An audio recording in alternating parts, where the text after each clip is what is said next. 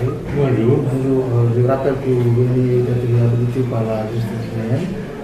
Merci d'avoir répondu à l'appel du Guinée. Merci. Monsieur le vice-président du FDG, la justice guinéenne vient de trancher en votre faveur dans le bras de fer qui vous opposait à l'IFDG. Une décision que le parti rejette et a saisi la Cour suprême. Au cas où celle-ci confirmerait la décision de la Cour d'appel de Conakry, que comptez-vous faire concrètement pour rasseoir votre autorité au sein de l'IFDG? Bien, d'abord, je ne suis pas en conflit avec l'IFDG. J'étais en conflit avec une partie de la peu démocratique et qui ont violé les statuts pour exclure Baouri il y a un an de cela. Le tribunal de Dixit a estimé que cette décision d'exclusion n'est pas en conformité avec les textes et les statuts de l'IFDG. C'est la raison pour laquelle cette décision a été invalidée. Donc, les choses de ce point de vue rentrent dans l'ordre. Mais bien entendu, je ne suis pas dans une posture qui consiste à prendre une revanche vis-à-vis de qui que ce soit. Je suis pour le respect scrupuleux des règles statutaires, des règles démocratiques pour permettre à l'IFDG de reprendre une orientation conforme à ses valeurs et à ses idéaux. Alors, monsieur le vice-président de l'IFDG, quelle différence faites-vous aujourd'hui entre Baouri 1, qui critiquait toujours et sévèrement le régime d'Alpha Condé par rapport à la mauvaise gouvernance et à la violation des droits de l'homme, et Baouri 2, qui depuis a été gracié par le chef de l'État, est devenu muet sur ces questions qui pourtant persistent toujours en Guinée? À chaque étape, il y a une meilleure compréhension de la réalité. Il y a quelques années, j'étais ici, actif. Je me suis battu corps et âme pour que Cellou Dalein devienne président de la République, pour de multiples raisons pour lesquelles je ne rentrerai pas dans les détails. Ça n'a pas été le cas. J'ai été en exil avec ma famille pendant 4 années et demie. De ce point de vue, c'est une autre expérience douloureuse, difficile. J'ai beaucoup appris. J'ai appris à mieux connaître la nature humaine dans sa globalité. Cela m'a permis aussi de mieux appréhender les comportements de nos compatriotes, quel que soit leur ethnie et leur sensibilité politique. Et ça m'a permis de me forger une nouvelle vision, d'être beaucoup plus, disons, ouvert à la réalité. Et je ne suis plus guidé par, disons, des présupposés. La réalité vous forge, vous apprend à se rendre compte qu'il faut changer d'attitude. Donc je suis revenu, j'ai été exclu, entre guillemets, par ceux que j'avais accueillis en 2007 au niveau de l'IFDG. J'ai été victime d'une tentative d'assassinat et on m'a accusé d'être l'auteur de l'assassinat du journaliste Mohamed Koula. La justice, de ce point de vue, est en train d'étudier le dossier et ça va avancer, j'espère bien, dans les meilleurs délais. Le président Alpha Condé, avec qui j'étais en opposition durant le premier mandat, alors qu'auparavant, pendant plus de 20 ans, nous avions plus ou moins le même itinéraire politique dans l'opposition à la gouvernance PUP. Et étudiants en France, nous avons été dans le sillage du mouvement estudiantin de la Fédération des étudiants de l'Afrique noire francophone. Donc, vous voyez, il y avait beaucoup plus de proximité sur le plan idéologique, sur le plan de l'itinéraire avec M. Alpha Condé. La période du premier mandat a rendu les relations crispées. À la fin du premier mandat, il a fait des ouvertures et que je considère que cette ouverture va dans le sens de l'intérêt national, de l'intérêt de mon pays. J'y ai répondu favorablement non pas en disant que je suis dans la même orientation politique que lui, mais à ma place, du fait de l'expérience accumulée, je considère qu'aujourd'hui, qu'en Afrique, qu'on se trompe parfois de cible. Il y a deux pouvoirs qui gouvernent. Il y a le pouvoir officiel, qui a la réalité de la responsabilité gouvernementale. Maintenant, il y a les contre-pouvoirs. Et ces contre-pouvoirs sont très importants. Si les contre-pouvoirs sont peu efficaces, il va de soi que le pouvoir peut dériver, aller dans des directions qui ne sont pas en conformité avec l'intérêt du pays. Et un contre-pouvoir efficace peut amener le pouvoir à changer d'orientation.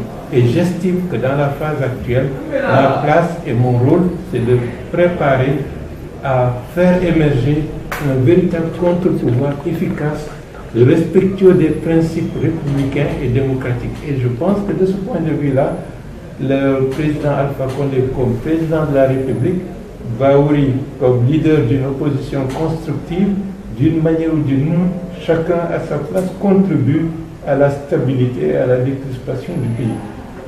Et je vous rappelle que Nelson Mandela n'aurait pas pu vaincre le système d'apartheid s'il n'y avait pas à côté, de l'autre côté, un Frédéric de Klerk.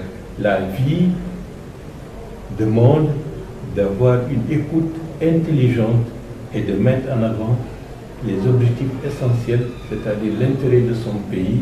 À partir de là, il est possible d'avoir une autre attitude qui n'est pas une attitude, j'allais dire, subjective. Si ce n'est pas moi, président de la République, tout quiconque est président de la République, je ne souhaite pas qu'il réussisse, ou je ne vais jamais dire du bien de ce qu'il fait. Non, il faut qu'on change. Nous sommes des responsables. Seul Dieu sait qui sera président de la République demain. Dans le contexte actuel, M. Alpha Condé est le président de la République. Je souhaite qu'il réussisse dans les grandes actions qui vont dans l'intérêt du pays, parce que sinon, demain, c'est ceux qui vont lui succéder qui auront toute la charge et toutes les peines à faire ce que les anciennes générations ou les anciens gouvernants n'ont pas pu faire. Et aujourd'hui, lorsqu'on regarde notre pays, s'il y a 15 ans, 20 ans, on avait réglé la question énergétique, on n'en serait pas à la situation actuelle. Si on avait réussi dans une large mesure à stabiliser, à décrisper les relations entre tous les Guinéens, on serait beaucoup plus avancé. Donc la démarche est logique, elle est cohérente, et je veux aller dans le sens d'une démarche constructive pour que mon pays, dans les prochaines années, soit un grand pays et soit dans le giron des pays qui comptent, des pays qui montent, des pays dont les citoyens seront fiers. Ok, monsieur le vice-président, vous êtes en direct sur la page Facebook du Guinée News. Nous avons un lecteur qui nous envoie une question. Il demande 2020 est tout proche. Ne pensez-vous pas qu'avec la situation actuelle au sein de l'UFDG, cela ne permet pas le parti de se préparer sereinement pour les élections à venir? C'est un lecteur Amidou qui pose cette question.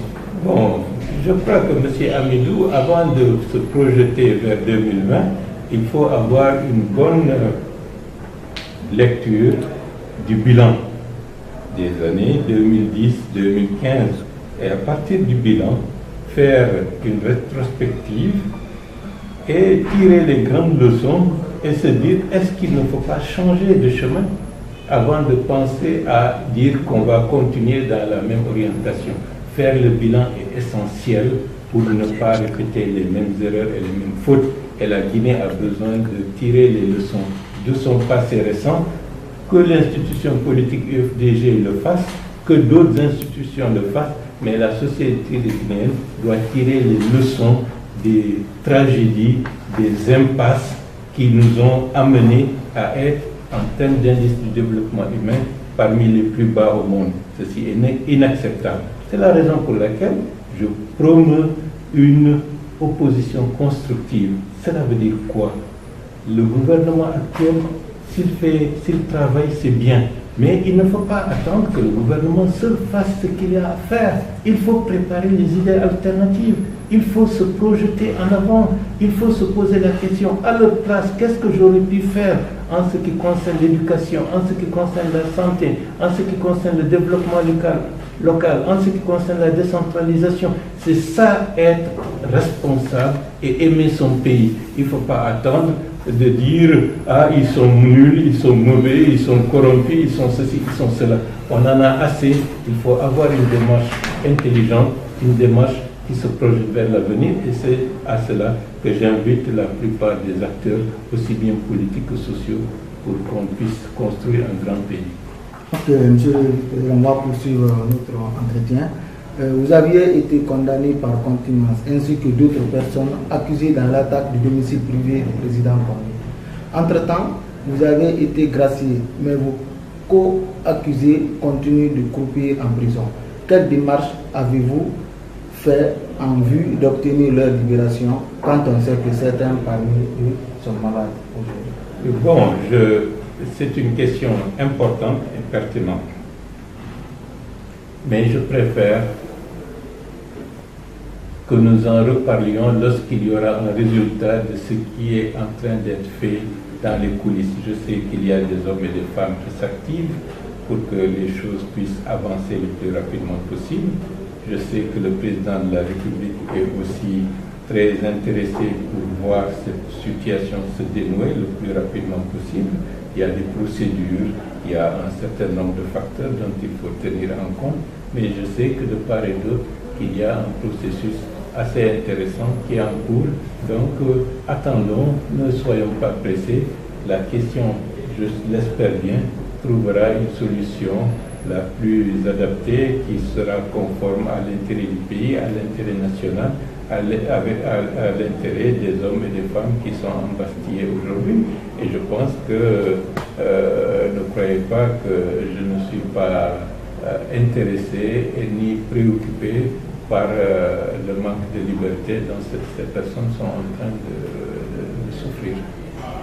Ok, monsieur le vice-président, dites-nous honnêtement, quelle lecture faites-vous de la gouvernance actuelle du président Alpha Condé? Comme je vous l'ai dit, nous sommes dans une situation globale. Dans une large mesure, les politiques avaient privilégié l'accession au pouvoir. L'accession au pouvoir, il y a des techniques, il y a des méthodes. Mais l'accession seulement au pouvoir ne suffit pas. Il faut également se préoccuper des grands sujets du pays, des grands problèmes, et comprendre les mécanismes qui président au fonctionnement de la société guinéenne. Il ne faut pas croire qu'il suffit de s'asseoir sur un fauteuil ministériel, sur un fauteuil présidentiel, comme un coup de baguette magique, pour pouvoir changer les choses. L'État guinéen est dans une crise structurelle profonde depuis près de 30 ans. L'État tel qu'il a toujours fonctionné est en décalage avec les attentes et les intérêts fondamentaux des populations guinéennes. Vous avez un État qui est marqué par des réseaux clientélistes, c'est-à-dire ce que les sociologues appellent un État néopatrimonial, qui est dans une logique de prédation, de malgouvernance systématique pour alimenter des réseaux qui n'ont rien à voir avec l'attente de la grande majorité de la population. C'est cet État qui est en crise. C'est cet État qui ne peut pas prendre les mesures idoines pour réformer en profondeur l'éducation nationale, qui ne peut pas faire en sorte que les besoins sociaux les plus élémentaires puissent être la préoccupation essentielle. Et ce n'est pas simplement la Guinée qui est dans cette situation. Beaucoup d'États africains sont dans une situation de crise structurelle de l'État néopatrimonial, et nous sommes dans cette vague.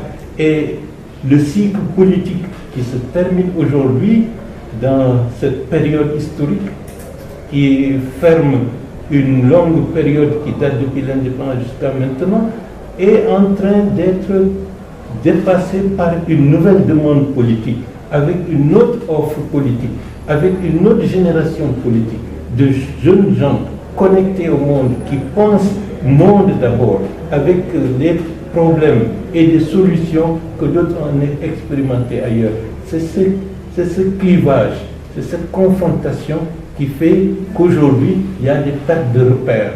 les gens ne se retrouvent pas. Mais je suis persuadé, je suis convaincu qu'un autre cycle politique est en train d'émerger, un cycle de responsabilité, un cycle d'engagement pour l'intérêt des populations avec des compatriotes mieux informés, plus responsables que leurs aînés et qui vont régler les grands problèmes, que ce soit l'ethnocentrisme, que ce soit la malgouvernance, que ce soit l'émergence d'un État mieux structuré, mieux organisé, plus attentif à l'attente des intérêts de la population.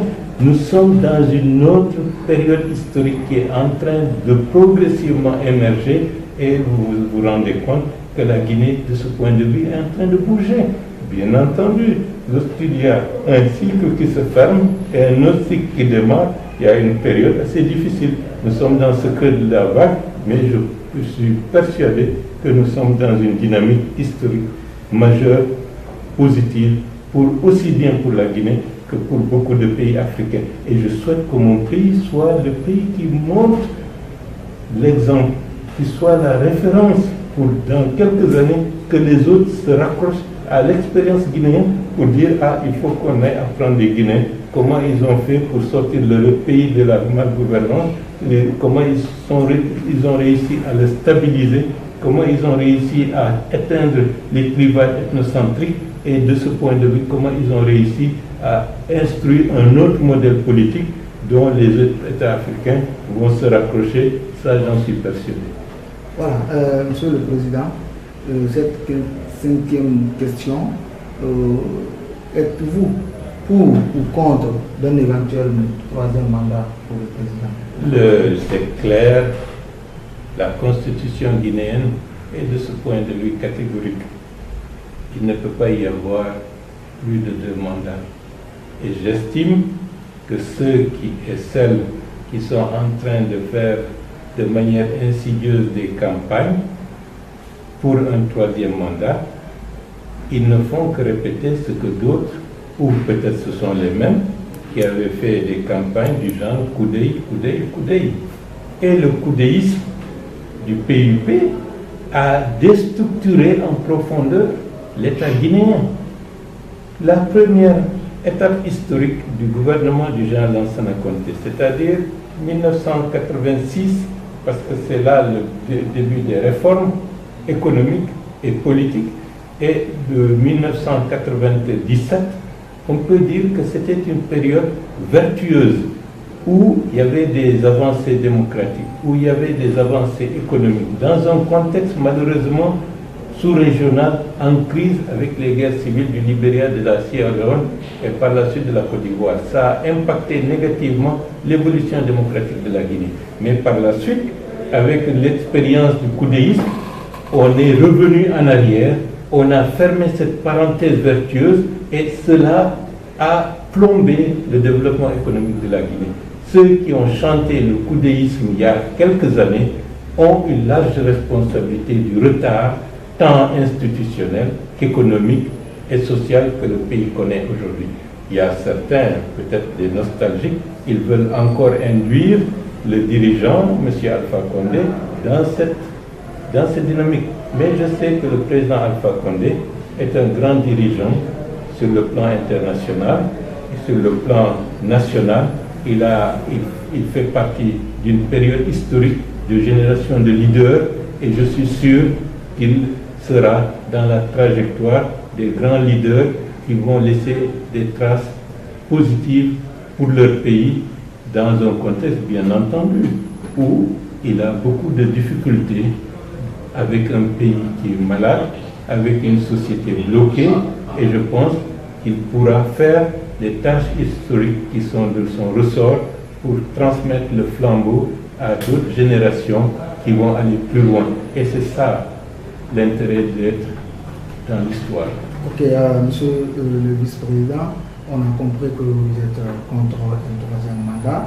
Alors, que pensez-vous de la mise en place d'un front contre un troisième mandat? Bon, je pense que c'est absurde. Ça n'a pas de sens. La Constitution est claire.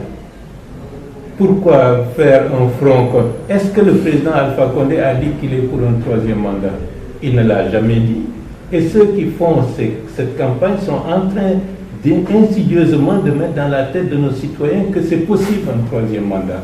Donc, ils sont en train de désorienter l'attention majeure de nos compatriotes vers des choses essentielles, où on s'intéresse beaucoup plus à des questions de politique politicienne, alors qu'on devrait s'intéresser à ce qui doit aller dans le sens du développement, dans le sens de l'implication du plus grand nombre pour que les choses changent, pour que la pauvreté recule, pour que les enfants soient mieux instruits, pour que l'éducation soit mieux réorientée. Ce sont ces questions qui sont pertinentes. Mais créer de faux buzz pour faire le tintamarre et désorienter aussi bien les Guinéens et aussi bien les investisseurs qui vont se dire on n'a pas de lisibilité politique, on entend des gens parler de ceci et de cela. Je pense que c'est un piège et il est bon que de part et d'autre, que les esprits les plus éclairés, aussi bien de la mouvance que de l'opposition, mettent de l'ordre pour que ce tintamarre ne nous désoriente pas et qu'on s'attelle à ce qui peut permettre aux investisseurs étrangers, à la communauté internationale, de se rendre compte qu'en Guinée, il y a du sérieux et ils sont pour une stabilité constitutionnelle, ils sont pour que les choses aillent de l'avant avec responsabilité et rigueur. C'est ça qui va aider la Guinée et non pas ce tintamarre médiatico-politicien, troisième mandat par-ci, remaniement gouvernemental par-là. On fait trop de place à des choses qui ne méritent pas d'être même échangées dans le cadre d'une conversation privée. Ok. Monsieur le vice-président, en dehors de la politique, que fait Bahouri présentement comme activité génératrice? Merci, mais bon, c'est une question privée, mais je sais que vous vous intéressez à mon sort. Je me suis en train de me reconstruire progressivement. Ça fait 1 an presque que je suis rentré. Je me réinstalle. J'essaye de mettre en avant certains aspects qui me sont personnels. Bon, comme ce n'est pas le lieu d'exposer mes projets personnels, mais par la grâce de Dieu, il y a des gens de bonne volonté qui me donnent un coup de pouce. Ça me permet d'avancer avec, bien entendu, avec lenteur, mais j'espère, et avec efficacité. Voilà. Monsieur le vice-président, on va revenir sur cette question de l'attaque du domicile privé du président Alpha Condé à Kipé. Vous aviez été accusé d'être l'un des cerveaux. À l'issue du procès qu'il a eu lieu de cette affaire, vous avez été condamné puis gracié. Que pouvez-vous dire aujourd'hui sur ce dossier qui reste à quelque peu ternir votre réputation en Guinée, d'autant qu'on vous a accusé d'être un putschiste? Bon, il y a cette accusation, certes, mais il y a une grâce présidentielle qui est intervenue. Il y a même l'accusation que certains proches du l'IFDG, soi-disant mes amis politiquement, m'ont accusé d'avoir été porteur d'une arme pour tirer sur le journaliste Mohamed Koula le 5 février 2016. Vous savez que parfois la politique est tragique. Mais par rapport à votre question bien précise, je sais qu'il y a des hommes et des femmes qui sont incarcérés actuellement. Je n'en dirai pas plus parce que ce qui me préoccupe le plus, c'est que je souhaite que cette page historique soit tournée. Lorsque cette page historique soit tournée avec leur libération, avec leur élargissement, avec le recouvrement du droit de leur citoyenneté pour toutes les personnes concernées ou citées dans cette affaire, il faudra laisser à l'histoire le soin dans 30 ans, dans 40 ans, de revoir les choses et puis de se dire où est la part de vérité. Pour le moment, je m'en arrête là. Oui, mais Monsieur le Président, pourtant, un de vos anciens proches collaborateurs, en l'occurrence Thierno Souleymane Diallo, vous a récemment accusé d'avoir été informé de cette attaque. Bon, vous savez qu'il y a toujours des Judas. Même Jésus avait Judas avec lui. Hein? Il y a des gens qui sont payés pour raconter n'importe quoi sur d'autres et pour les incriminer, pour leur porter préjudice. Il y a même des gens qui se disent responsables de l'IFDG. En 2013, il disait que Baouri est en train de rassembler l'argent de la diaspora pour faire une intervention militaire à partir des pays frontaliers. Ça a circulé, n'est-ce pas? Il y a beaucoup de choses que des esprits malveillants vont dire et redire, mais ce qui est le plus grave, ce sont ceux qui sont censés être dans la même mouvance politique que Baouri qui sont en train de véhiculer ça. Je pense que cela prouve qu'il y a des traites, il y a des gens qui en veulent à la vie, à la liberté de certains responsables de l'IFDG. On laisse à l'opinion le soin de faire la part des choses entre ceux qui veulent que l'IFDG se rassemble, se reconstruit pour aller de l'avant et ceux qui sont là pour défendre des intérêts personnels et égoïstes.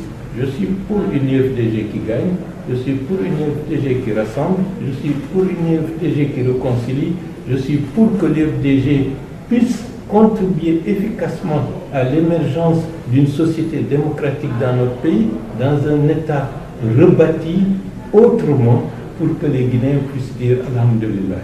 Je rappelle à ceux qui nous suivent à partir de la page Facebook de Guinée News que nous aurons le temps de poser leurs questions à monsieur le vice-président du FPG, Baouri. Monsieur le vice-président, qu'est-ce que Baouri pense du nouveau code électoral qui a été défendu et soutenu à la fois par la mouvance de l'UFDG aux grandes dames des partis du Front? Bon, je pense que c'est un acte qui est liberticide, c'est un acte qui ne peut pas contribuer à la stabilité de la Guinée, parce que le point 2, pour que les gens s'en rendent compte, cela veut dire quoi? On dénie aux collectivités les plus petites, c'est-à-dire aux villages et aux quartiers, la possibilité d'élire par eux-mêmes des hommes et des femmes qui puissent les représenter valablement. Cela veut dire dans un village qui a une histoire, qui a un fonctionnement depuis des siècles, si je peux m'exprimer ainsi, on leur dit non, vous n'avez pas la compétence juridique, vous n'êtes pas une personnalité morale, donc un conseil communal élu qui est plus lointain va désigner la personne qui va être le président de votre district.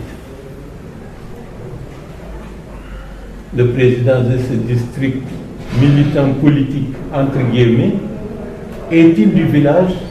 Connaît-il l'histoire? Et à ce moment-là, vous créez un conflit. C'est encore beaucoup plus grave dans d'autres zones. Par exemple, je prends l'exemple du petit village de Kaporo.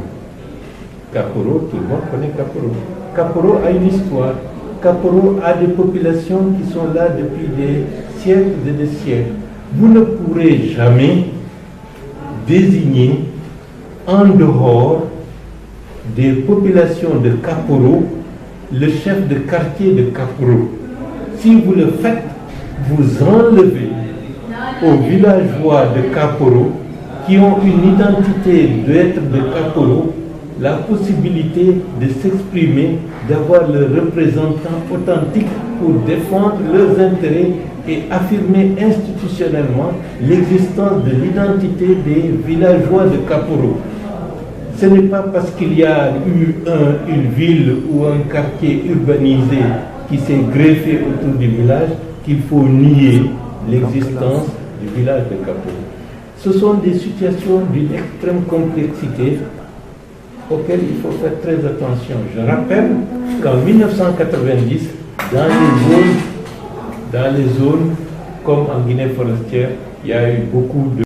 Mais je crois que l'aspect politique, la nécessité de stabiliser la Guinée, la nécessité de faire que toutes les identités locales puissent être représentées dans le cadre des institutions ne peuvent pas cohabiter avec ce point 2 qui, de ce point de vue, détruit le processus de la décentralisation, met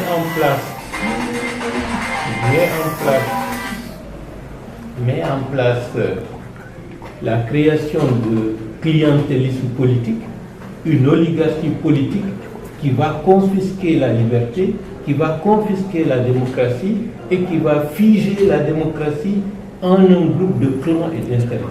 Je dis et je répète, l'Amérique latine a connu des guerres civiles parce que pendant des 4 siècles, ce sont des oligarchies familiales, des oligarchies économiques qui ont privatisé la sphère politique et ils ont laissé de côté l'écrasante majorité de la population. On ne peut pas se permettre de laisser le point 2 en l'état comme ça, parce que sinon, c'est l'avenir de la Guinée qui est en danger. Alors, on va prendre une pause pour des raisons techniques. On va essayer de revenir parce qu'on a suivi à partir de notre page Facebook. Monsieur le vice-président, quelle est actuellement votre relation avec le président du BFDG, Céline Diallo? Je n'ai pas une relation directe avec lui dans le contexte actuel. Vous n'échangez rien depuis votre réalisation?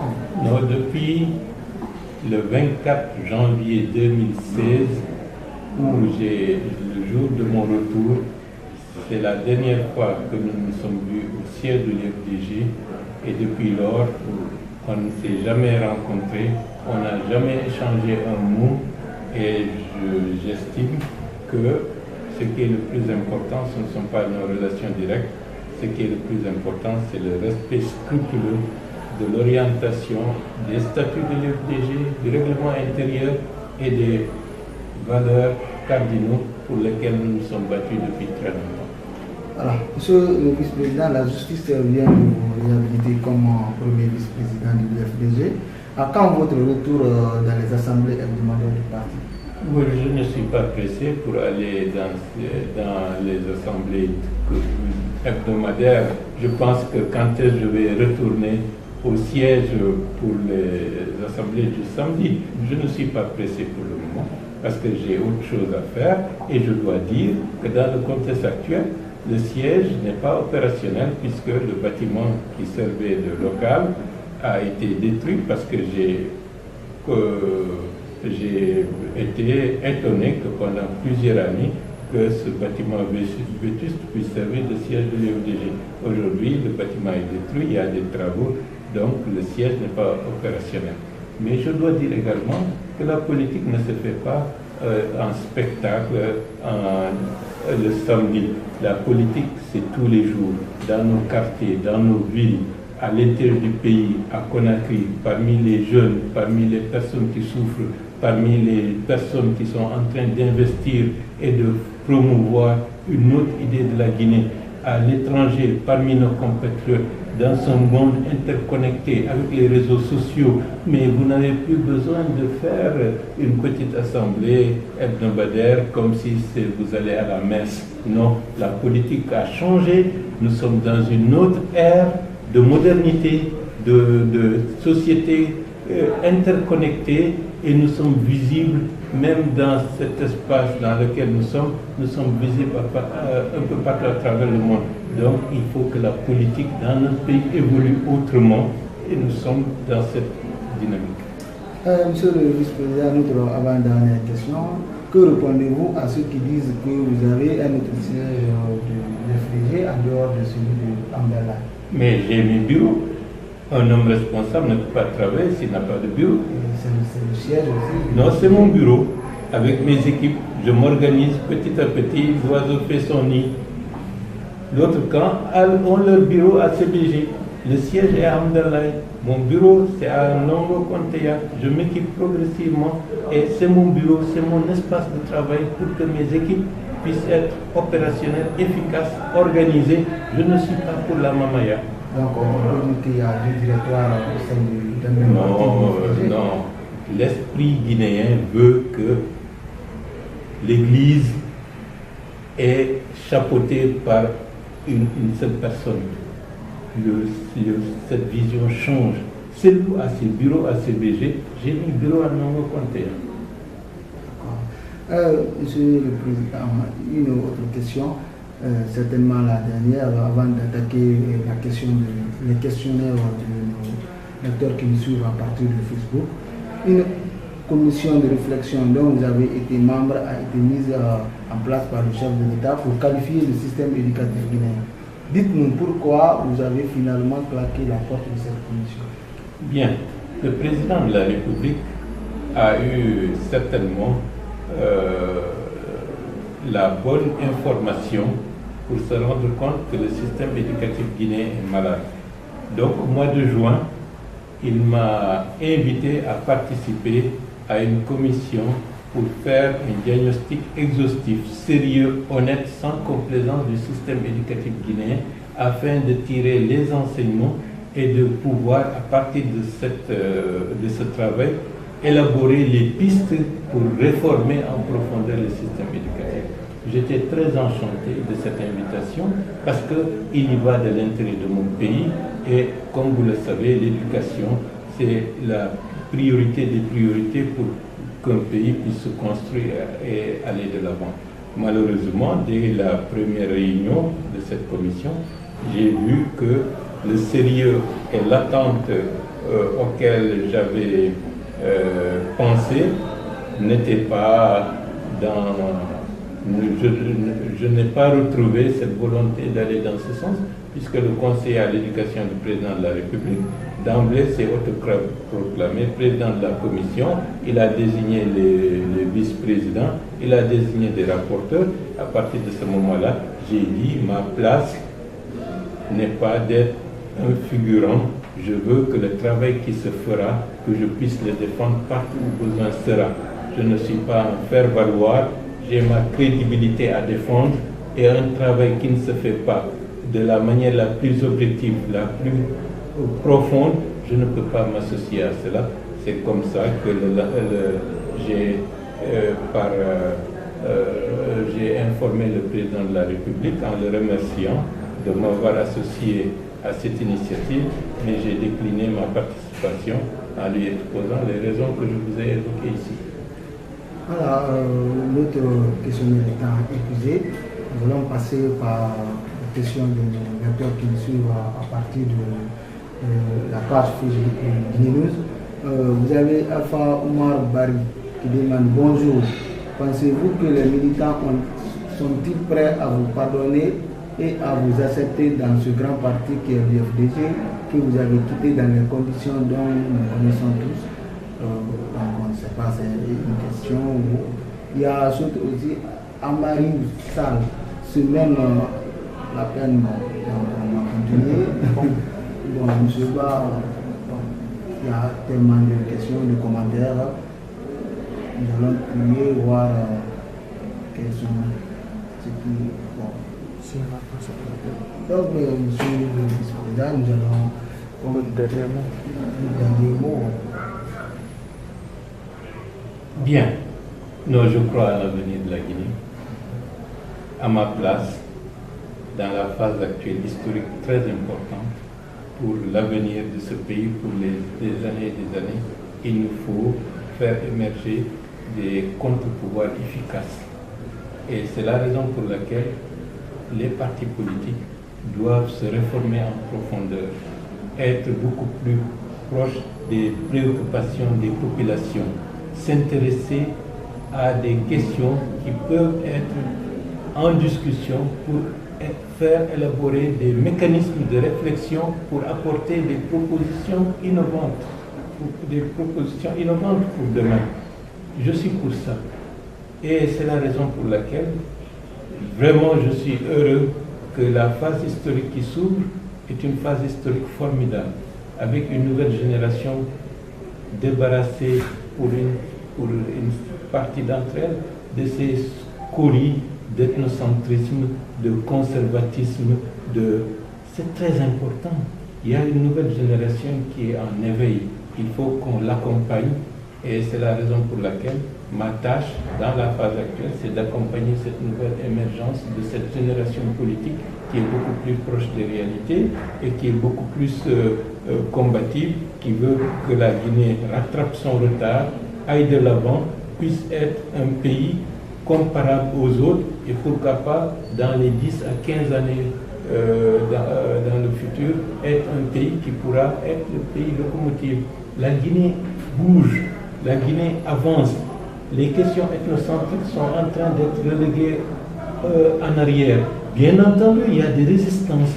Les conservateurs, les nostalgiques résistent, les partisans qui sont formatés dans l'esprit parti unique essayent de freiner cette évolution. C'est tout à fait compréhensible au point de vue sociologique et au point de vue historique, mais je suis sûr que la nouvelle dynamique, une Guinée plus ouverte, une Guinée plus innovante, avec des générations décomplexées, qui ne font plus référence à leur appartenance ethnique, est en train progressivement de prendre les choses en main, et je les accompagne, je suis avec eux. Voilà, c'est la fin de ce premier numéro de grande interview de Guinée. À la semaine prochaine. Merci. Merci.